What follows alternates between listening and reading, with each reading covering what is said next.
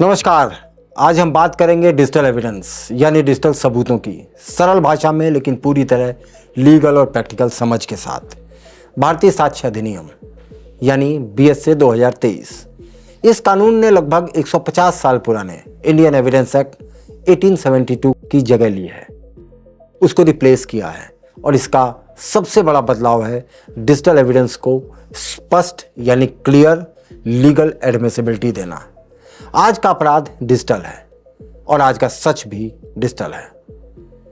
Mobile phone हो या laptop हो या ईमेल हो या हार्ड डिस्क हो या पेन ड्राइव हो या सीसीटीवी हो या क्लाउड डेटा हो या फिर इंटरनेट का डेटा हो, ये सब आज सिर्फ डेटा नहीं है और सिर्फ टेक्नोलॉजी नहीं है, बल्कि ये एविडेंस बन चुके हैं और सबसे बड़े एविडेंस बन चुके हैं।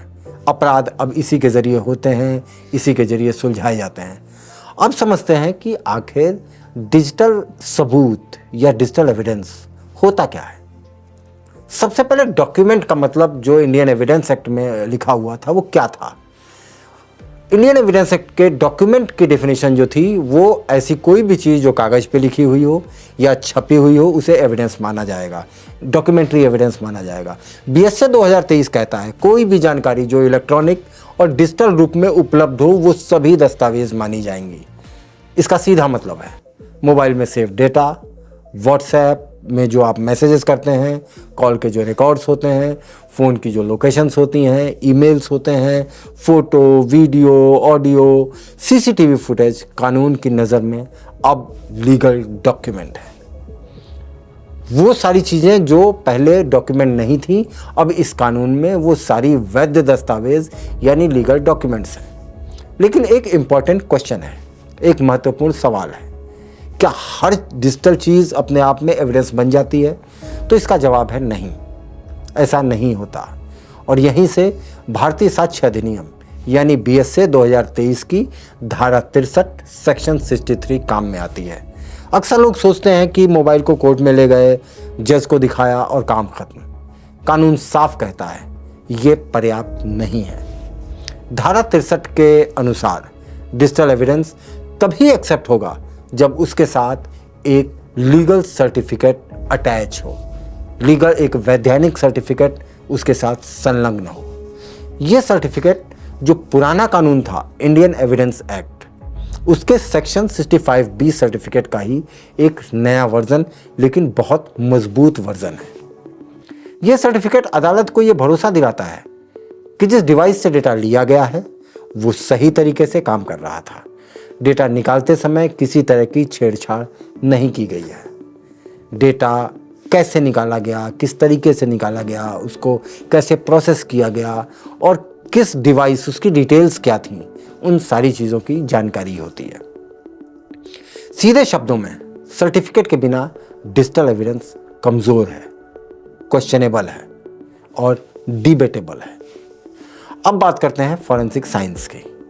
आज जो डिजिटल एविडेंस हैं वो सिर्फ देखने की चीज़ नहीं है, उसे वैज्ञानिक तरीके से सिद्ध करना पड़ता है कि ये एविडेंस सही है। इस एविडेंस का मतलब ये है। Digital forensic expert mobile, laptop, computer, tablet, CCTV, internet का डेटा और क्लाउड का डेटा यानी कोई भी डिजिटल इंफॉर्मेशन किसी भी मोड में हो उसे वो वैज्ञानिक तरीकों से एक्सट्रैक्ट करते हैं, उसे प्रिजर्व करते हैं और उसका एनालिसिस करते हैं। ये अदालत को बताते हैं कि डेटा ऑथेंटिक है, डेटा के साथ किसी तरह की छेड़छाड़ नहीं हुई है और डेटा भरोसेमंद है। इसलिए आज की डेट में फॉरेंसिक रिपोर्ट और एक्सपर्ट ओपिनियन डिजिटल एविडेंस की सबसे मजबूत फाउंडेशन बनी है, सबसे मजबूत नींव बन चुकी हैं। अब बात करते हैं डिजिटल एविडेंस के फायदों की। केस कई साल घिसते रहते हैं, चलते रहते हैं, गवाह बदलते हैं, पलटते हैं, लेकिन डिजिटल एविडेंस में ऐसा नहीं होता। इससे जांच तेज होती है, सच्चाई छिपाना मुश्किल हो जाता है।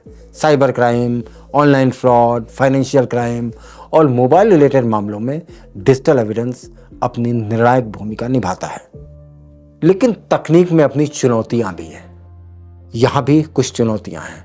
डिजिटल डेटा के बदले जाने की संभावना रहती है। तकनीक की समझ की कमी के कारण कई लोग गलत निष्कर्ष पे पहुंच जाते हैं और प्राइवेसी से जुड़े खतरे इसमें हमेशा मौजूद रहते हैं। इसलिए डिजिटल एविडेंस का उपयोग समझदारी और जिम्मेदारी से होना चाहिए। भारतीय साक्ष्य अधिनियम 2023 भारत की न्याय प्रणाली को आज के डिजिटल एरा के अनुसार ढालता है। कानून साफ कहता है कि साक्ष्य कागज का नहीं, सच्चाई का होना चाहिए। एविडेंस पेपर पे नहीं बल्कि ट्रुथ के होने चाहिए। लेकिन एक बात हमेशा याद रखें, कोई भी फोटो हो, वीडियो हो, ऑडियो हो या डिजिटल एविडेंस हो, उसके साथ सेक्शन 63 का सर्टिफिकेट होगा तो वो बेहतर एविडेंस बन सकता है। आज डिजिटल एविडेंस कोई विकल्प नहीं है, कोई ऑप्शन नहीं है, बल्कि ये न्याय व्यवस्था की अनिवार्य आवश्यकता है। यदि इसे कानूनी, वैज्ञानिक और जिम्मेदार तरीके से इस्तेमाल किया जाए तो डिजिटल एविडेंस न्याय और सच्चाई का सबसे मजबूत आधार बन सकता है। ये न्याय जल्दी और समय पे दिला सकता है और ये आधार तब और मजबूत हो जाता है जब इसके साथ जुड़ती है फॉरेंसिक साइंस और फॉरेंसिक साइंटिस्ट की स्किल। तो अगली बार किसी भी एविडेंस को आपको अदालत ले जाना हो या लीगल डोमेन में उसका इस्तेमाल करना हो तो ये बातें ज़रूर याद रखें। नमस्कार।